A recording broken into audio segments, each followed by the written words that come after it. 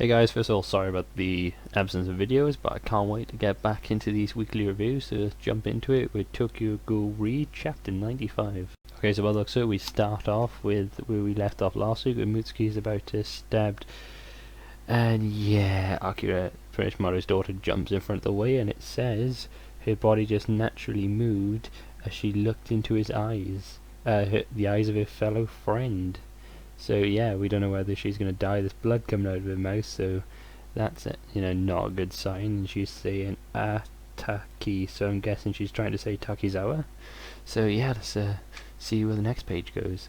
Okay, so we have Takizawa looking dazed, and we pretty much get a flashback, and it always shows how Takizawa was second with 671 points on the third year finals, and Akira Mado was pretty much 693 points, so she was quite a bit above him. So it pretty much says, "So you're top of the class again, huh, Mado?" And she's pretty much being a little spoiled brat there, and says, "If you have time to be jealous, you have time to be practicing." Now you have to remember her father is pretty much like a giant, big shot investigator, so she is going to have this kind of personality when she was younger. Oh, and whoever this guy is, I guess is the guy in third place with 620 points, says, "I guess I shouldn't expect anything less from a pure breed investigator. I guess I'm just a little bit jealous." And by the looks of it, this is Takizawa at the bottom of the screen there, looking out at the door, so you'll flip the page, and yep, Takizawa just pretty much looking a blank facial expression, looking kind of sad. And then someone runs up to him and says, "Takizawa, congratulations." He says thanks, but you can tell by his face that he's like got a little angry face on. He's not happy about being second, because he's pretty much always been second, as we know in the anime and in the manga so far. He has always been second in present day, and before everything happened, we got into a Ghoul. She even made fun of him, I don't know how many different times, about always being second to her. So yep, this is kind of where it all started, I'm guessing. Oh, so we flash back to present day now, and she's pretty much like led on top of him, and she said Taki at the end of it, the flashback, and then she's saying Zawa, and pretty much Takizawa is pretty much like, "Mado, what are you doing?" And yeah, it doesn't look good, guys. There's, by the looks of it, blood on the floor. I don't know what her leg's doing. Her leg seems to be gone backwards, or it might just be in the way she's drawn. And yeah, things don't look good. He looks super surprised, so obviously where he was keeper snapped before and like, "I don't want anyone to tell me what to do, I'm gonna do my own thing." He's pretty snapped back now and realized that yeah, his friend pretty much just sacrificed himself. She might die here. So he's finally seeing the human part inside of him. So yeah, hopefully this carries on for the rest of the chapter. Okay, so as soon as we turn the page, I'm guessing Mutsuki attacked again, because it's going straight through her right shoulder blade, like a Kagane is going straight through her right shoulder blade, and she says, assistant class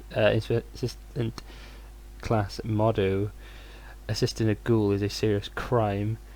I'm aware." And then she's pretty much lunging straight at it for another attack by the looks of it. So Mutsuki is pretty much, by the looks of it, going all out, and obviously everything that happened to Mutsuki, we kind of can't blame him, because his mind's going to be a bit twisted a minute. But yeah, we'll see what happens, and hopefully Mutsuki snaps out of it before he kills everyone. Oh yes, Mutsuki does attack, and pretty much Mado's getting you can see slashes going everywhere across her body. This blood seems to be flying out of her mouth, blood coming from all different parts of her body now, dripping on the floor. Takizawa's like, "Stop, Mado," and she's there like, yeah, you can pretty much see the aftermath of all the different slashes, and this blood pretty much dripping from her shoulders. This chunks, like her rib cage, there seems to be chunks missing out of it, or this blood squirting out of it at this point, and she's still on her knees by the looks of it. She's still protecting Takizawa even after all that, so just goes to show you how pretty much of a badass character she is. But by the looks of it, she is going to die at the end of this chapter. I hope not, because this is probably the most development we got for this character so far, so we'll have to wait and see. Oh, so it's got the point where she can't kneel anymore, and she's pretty much like lying down, just holding herself up with her arms, and she says to Takizawa, "I can't face them, Special Class Hoji, or my father. I try to pour all my heart," and as she's saying this, there's blood squirting out of her mouth, so yeah, that's never a good sign.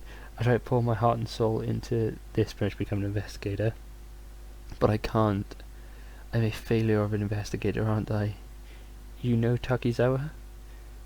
I can tell you, I can't tell you how many times I thought about this.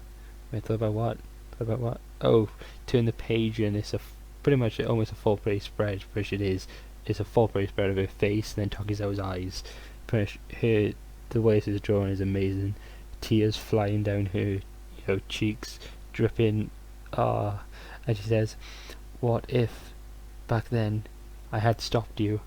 It's pretty much referring back to part 1 where it's the giant battle at the end of it, and how Takizawa is pretty much saying to her, go to Armon, go and save Armon, I'll help you," and he had the gun at the end of it, and he was pretty much being a badass, and how she like left him and said, "Okay, just make sure you don't die," and then ran off to see how Armon was, and she couldn't find him, and that's how Takizawa pretty much got kidnapped and everything happened to him. So since then, since part 1, all this time's gone by, and she has constantly been blaming herself for leaving him and going to check on Armon. So I wonder what she feels about Armon then.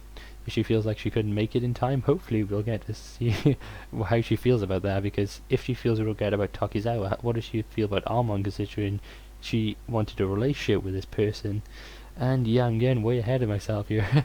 Sorry about that, guys. We'll go on to the next page now. Okay, so Mutsuki, straight as turn of the thing, is pretty much saying associate class investigator cannot save ... There's something wrong with Mutsuki's. I don't know, the way Mutsuki said that is kind of weird. And then she gets hit in the face. It's kind of funny how that's drawn. Oh my god, Armon's pretty much, yep. He looks like a Reaper when he's like, all his cloak, his little pole there. Yeah, Armon's pretty much going beast mode. His eyes, both his eyes are open by this looks of it. You have, I don't know if that's Takizawa there, his eyes straight open, and Mutsuki flying at the wall by the looks of it. And turn over to the next page, and Mutsuki pretty much like spins and carries the makes the momentum carrier, so she flies up the wall, and she says, "Can I kill in that what?" Okay, so pretty much the way Mutsuki's speaking right now is obviously the torch has got to him, so he is pretty much going a bit crazy right now. His speech patterns are all off, so yeah, he's pretty much going, the looks of it, at the end of it, lunging towards Armon.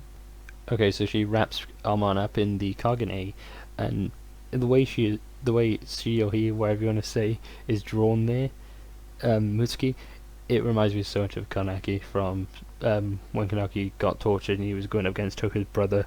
The way Kaneki's hair was, he looked exactly like him. And Armon's biting the end of Mutsuki's Kagane by the looks of it, and he breaks out of it with sheer willpower, so that's impressive considering he's a failed experiment. Or is it just because Mutsuki's weak? Okay, Armon's eyes are both open now. He chokes Mutsuki by the looks of it and takes a giant chunk out of her neck, or his neck. And by the looks of it, he swallows it. Oh, so you see him holding a pole then, and his eyes activated now. So you get to see that for the first time. He says, "Let's do this, Dojima." So he's pretty much going to he's gonna kill him. Please don't kill Mutsuki. I kind of feel bad for Mutsuki, but I don't want Mutsuki to die. And chomp. Oh, pretty much. Is that that guy Toro or something like that? The guy that pretty much couldn't die. It turned out it was Eto's creation thing. Armon's getting pretty much grabbed now and like flung up in the air by a giant Kagane. Floppy has been apprehended. Today it's called Armon Floppy. That's kind of funny. You can see kind of blood squirting out, so this is kind of crushing Armon. So yeah, let's turn over the page and see what the hell is going on. Oh, so this is the end of the chapter, and Armon's pinned up against the wall now by the Kagane, and the QA squad pretty much appear and says, "Move to exterminate," and it's got like brackets, slaughter. So yeah, I guess that's the end of the chapter. That was actually a very good chapter. I hope Armon doesn't die. I wonder what happened now though, because considering Mutsuki is getting tortured, all they just saw was pretty much Armon go to kill Mutsuki. They don't know anything else that just happened, or the extent of the torture had on Mutsuki. So are they going to try to kill Armon? Is Armon going to survive, or is someone else going to intervene? Hopefully. I don't think it'll happen, but I'd love to see someone like Kaneki intervene and see what happened to Mutsuki and be like, wait a minute, that's what happened to me, or something along the lines of that. That would be really awesome, I think, to see. Well, yeah, guys, I really can't wait till next week's chapter now. So if you like this, leave a like, subscribe if you'd like to get more, and yeah, it means a lot, so if you do that, well, thank you. And I'll be doing a face cam hopefully next week, and a proper reaction. It's just because it's kind of like 3 o'clock in the morning and I was super tired, but the chapter just came out, so I really want to do one just for bed. And yeah, look forward to next week's chapter. Hope you all enjoyed this, and hope you all have a good time reading it. Goodbye.